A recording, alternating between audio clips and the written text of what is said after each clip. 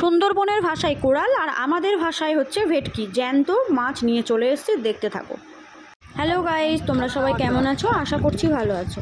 আমি অনেক দিন ধরেই ভাবছিলাম যে আমাদের ফিশারির যে ভিডিও নিয়ে আসবো, তো আমি চলে এসেছি আজকে একটা মিনি ব্লগ নিয়ে। তো দেখো, এখানে যেখানে জাল টানা হচ্ছে এটা আমাদেরই ফিশারি।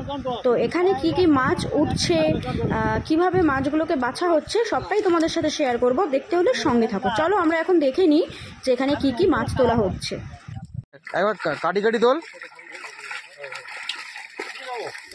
এখানে দেখো, এই যে ভেটকি মাছটা, এটা পুরো 2 কিলোর ওপরে হয়ে গিয়েছে। আমরা কি করি, এই বড় 2 কিলো 3 কিলো সাইজের ভেটকিগুলোকে বাজারে বিক্রি করে দিই, বিকজ এরা 400-500 সাইজের কাতলা মাছকে, ভেটকিগুলোকে এরা খেয়ে নেয়। সেই জন্য এদেরকে আমরা রাখতে পারি না। বড় ভেটকিগুলোকে পুরো বাছাই করে আমরা বাজারে সাপ্লাই করে দিই।